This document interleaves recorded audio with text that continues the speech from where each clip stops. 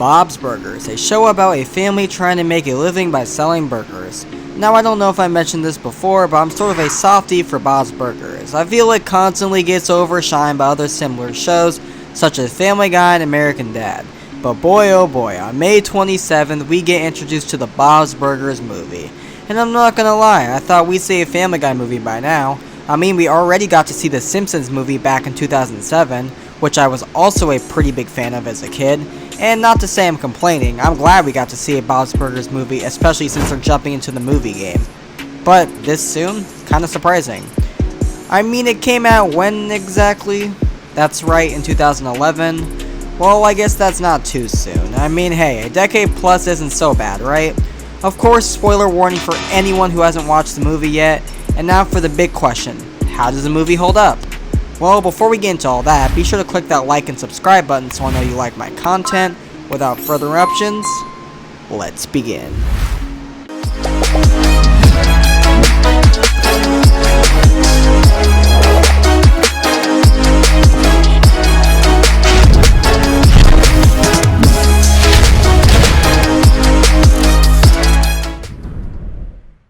I know, I'm a little late for this review, but I didn't have a chance to watch it on the big screen, so instead I had to opt for the smaller screen.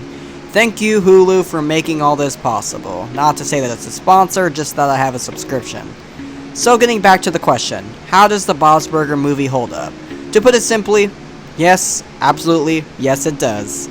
So the movie starts off with our beloved protagonists, the Belchers, as they struggle to not only pay their rent, but pay off their loan from the bank. Just when you think things couldn't get any worse for our heroes, a giant sinkhole emerges just in front of the restaurant. Just wait, it gets even weirder, but better. They soon discover that a dead body or guess skeletal remains have been buried down there for 6 years.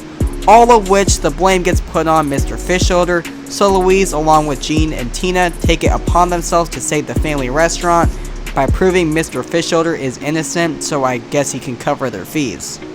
Overall, it's a nice simple plot with nothing too over the top, and it works really well. I especially love the nice traditional 2D style since, you know, everything is going all CGI nowadays. So just seeing that alone is very nice to see. The movie also kinda reminds me of the 2-part episode special World Wharf, with the endangerment of Bob and his family after they discover that Mr. Fisholder's younger brother, Felix, wasn't the killer, but his cousin, Grover Fisholder. Now, I will admit he kinda just comes out of nowhere, and it would have been a nice twist if it was someone we already knew, like Mickey for example, but that's just my 2 cents.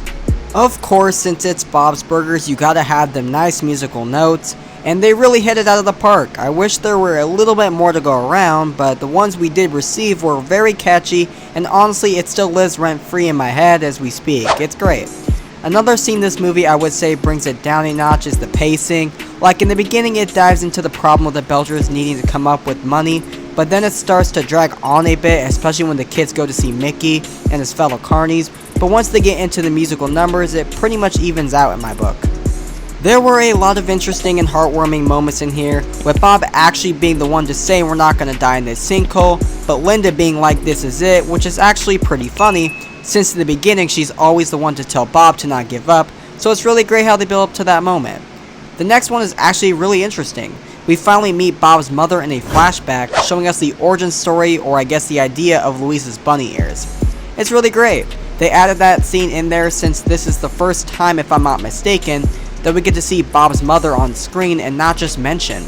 It's a topic that isn't brought into the show much, so it's nice to see them expand on that lore and not something completely over the top. The crew definitely did a great job on build-up, like seriously.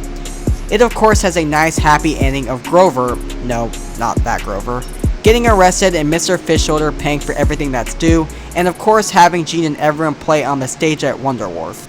Overall, it was a nice funny family film. Nice subplots of Teddy, Bob, and Linda taking the restaurant on the road, then to the wharf to sell more burgers just to get chased, all of which was really entertaining to see. So looking at everything, the whole picture if you will, I rate it an 8 out of 10. Loved the nice sharp 2D style, it was good to see that again. Incredible musical notes, nice simple plot but nothing too simple or over the top, literally just right. Heartfelt moments and much more. The only negatives I can really say about this movie is that it can drag on a bit at times, and Grover as the antagonist kinda just comes out of nowhere. I would have really preferred them to have the framer be someone we already know, but it's just a nitpick at the end of the day. If you're just bored sitting at home, or if it's raining outside, not sure what movie to end the night off with, do yourself a favor and put this movie on and hit play. You won't regret it. Was it a perfect movie? No. But was it dang near close? I'd say so. It's got minor flaws, but you can easily look past them while looking at the movie as a whole. Honestly, I hope we get to see a second movie sometime soon. Of course, not a direct continuation of the plot, but a whole new movie. And I really appreciate them keeping the 2-day style because it's something we don't see too often anymore. Alright viewers, I think we can cross off the BobsBurgers movie on our list. Let me know what list you'd like to see next. With all that said, I look forward to seeing you with our next list.